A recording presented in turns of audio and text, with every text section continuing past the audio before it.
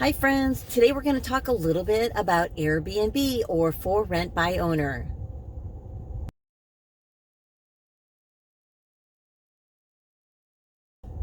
Before we get started, do me a favor and just hit the subscribe button. We would love to have you subscribe so that you get notified of all of our new videos as they occur.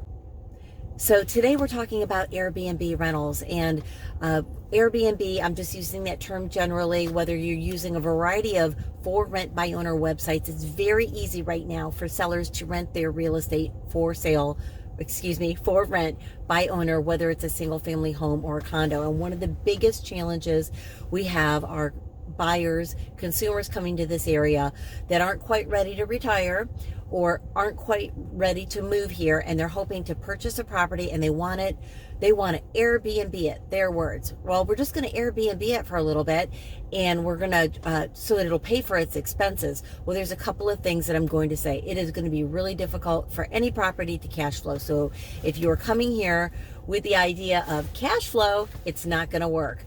It's just the type of market that we are in down here, the cost of the properties versus what you can receive for rent, and our seasonal rents are vastly different than our off-season rents. Second is we're about 85% gated and deed restricted, and deed restricted means you can't just throw somebody in there for 2 days as a rental. We don't do rentals that way here. The majority of the communities we have here have a rental policy of 3 leases per year. Think 3 leases per year. Those leases have to be 30 days at minimum. So tenant A comes in, 30 days, 1 lease.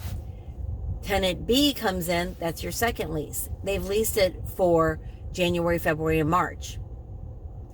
Tenant number 3 comes in and they rent it August through December because they're waiting for a home to be built. Those are your 3 leases. They are at minimum 30 days.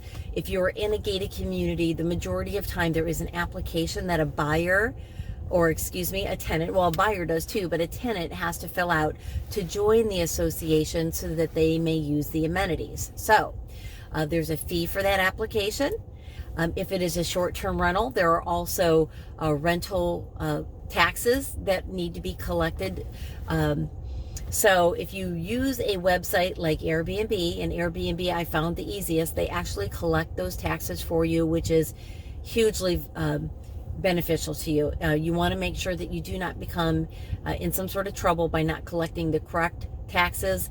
City, state, county, there's all sorts of taxes. Secondly, you do need to track all your business expenses for the property if you're using it in that manner. I do have the recommendation of a great bookkeeper that can help you with that. But the biggest challenge you're going to have if you're looking at a rental is making sure you're complying with the deed restrictions, the homeowner association's rules with regard to that property, and then also city code, which would include, if you are not using a real estate agent in the city of Bonita Springs, obtaining a rental permit from the city itself. So if I can help you learn anything about purchasing a rental here, please let me know. We don't handle rentals personally now, especially given the fever of the market, but gladly we'll point you in the direction of a rental agent if we are able to. Any questions? Just reach out. Talk to you soon.